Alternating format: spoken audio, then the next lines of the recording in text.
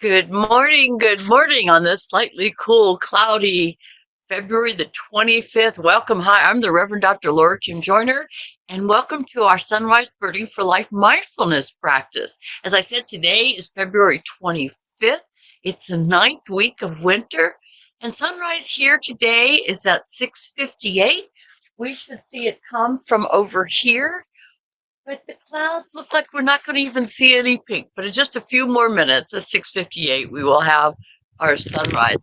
What's going on with the sunrise and the skies in your area?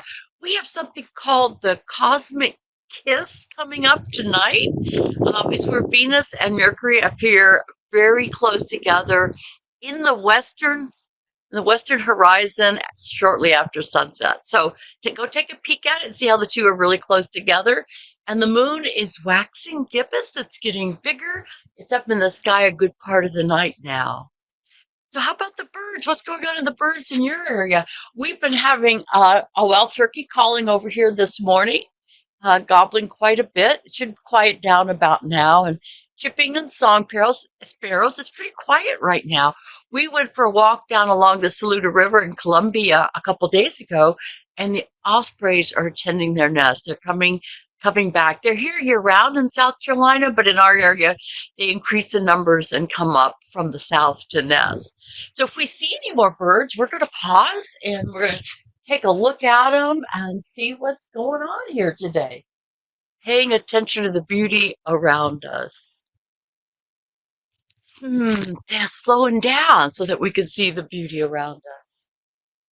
Well, today we're going to talk about unconditional solidarity. It's the theme because I'm going to be leaving for 2 months in Honduras on our solidarity campaign with the people and parrots of La Mosquitia, Honduras. So I have a couple poems about solidarity. One is from Olivia Estep. There is beauty in the strength, life within the pain. There is tension in the unity, tears within the rain. Our roots extend beneath the soul, searching the soul. A harsh time of tenacity, desperate to pay the toll. Another one by Alcus.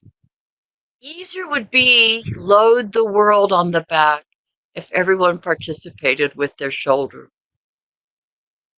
So the one poem sort of tells us uh,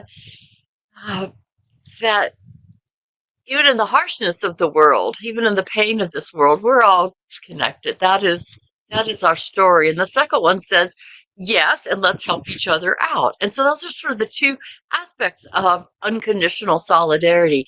And Timothy Merton, a philosopher, he talked about solidarity with all life. He called it the symbiotic real. It's saying that we can't help but be in unconditional solidarity with everyone. And it includes non-human beings, objects, assistants, everything. And it's not just, saying we're connected and we have things in common, but it's saying that we are interconnected. We all have a shared existence with all life forms coming out of the universe, out of the stars, out of Africa, out of Earth. And that this calls on us to have a mutual aid to help one another and also to combat climate catastrophe. So we can't help it. We came out of this earth. We are an unconditional solidarity. We got no choice about it. But what we can do is grow our awareness of it so it becomes embodied in our actions in the world. So when things get tough, we can attune to responding to the beauty and the care of others, to face the fathomless and the harshness of reality. So we can respond with the beauty that we are, that is connected to all of life. And that's sort of some of the ways that I think about unconditional solidarity. And how does that manifest in our life? What are some of the science and conservation aspects of that? Well, as I said, we're going to do an unconditional solidarity campaign in Honduras starting on Monday. And it's about just showing up. It's about saying, yes, we're all one and the same. We're just going to show up and be with each other and see how we can care for one another, making spaciousness for that. So how does unconditional solidarity come up in other species, perhaps? Well, it's all around us. Um, One way is that we benefit from birds. You know, there's all kinds of collaboration going on. When we hear a bird sing, we have greater life satisfaction. The studies tell us that when we have greater bird diversity around us, there's greater life satisfaction, resilience, response to stress. I mean, there's just all kinds of benefits for being around birds. And so that is a multi-species collaboration. That's a way of being in solidarity with one another.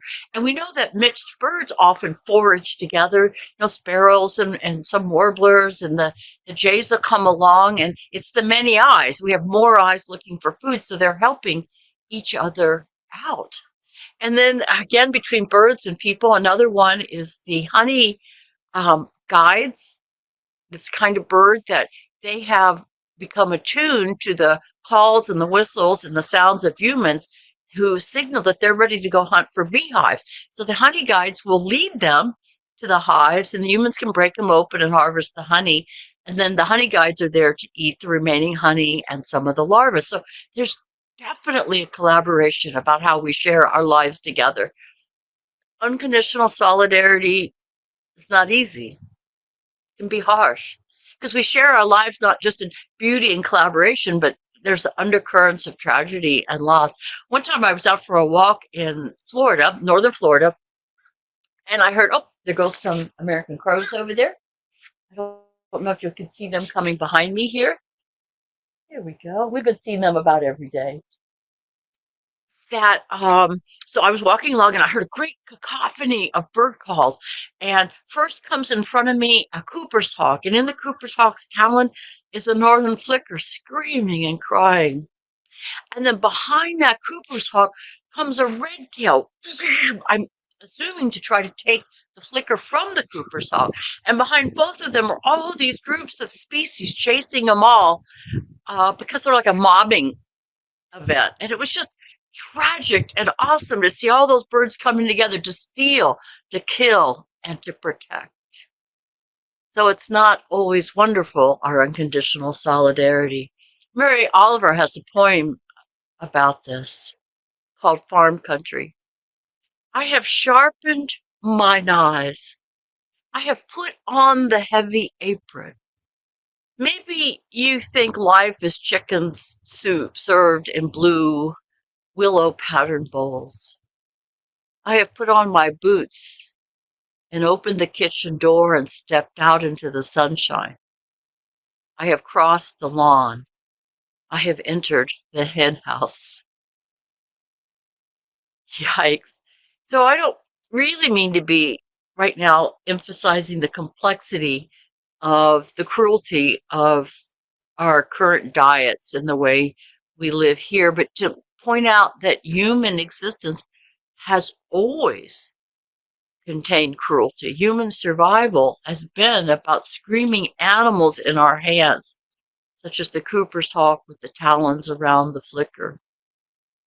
Solidarity means to hear the siren call, that screaming mob of birds, the screaming mobs of people, and not to cover our ears at the harshness, but to respond with urgency and love so that many more can flourish.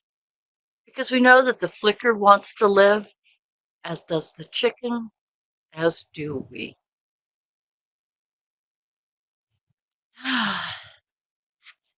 So for our practice today, let's sharpen our observance of multi-species solidarity, multi-species collaboration. Let's just call it that way. What do you see in your area? What's going on around you?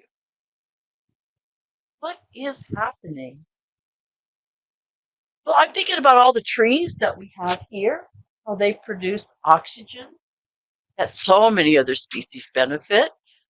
Let's see, the pine trees and our hardwoods here have roots that go into the ground that interact with fungi, and the fungi, help the tree absorb nutrients, and then the tree also provides nutrition for the fungi. So they're working together, and then we have all those organisms in the soil that are benefiting from the soil and the remains of living beings, and They help make the soil fertile and possible for more plant life. So just the very basics of plant and soil are all helping each other. And then, of course, there's I've got some sparrows calling over there, so they may be sharing information with each other. I'm not quite sure. And the crow was talking, but I'm not sure who the crow was calling to. And then all of our birds that fly with seeds or defecate seeds are our seed dispersers. They're the farmers of the forest, such as parrots. And so they're planting the forest. So they're helping others in that way. And I'm sure there's tons and tons more. We've just scratched the surface of how life can be mutualistic, how we live together. So that's our practice for the week. And our questions for the week: with whom can you show more solidarity? With whom are you showing solidarity? Where do your actions promote flourishing? And of course, include yourself in that, another species. And just maybe this week, take a peek and try to learn more. Maybe learn one or two new ways that multi-species are collaborating and living together, intertwined in this existence. So here we are.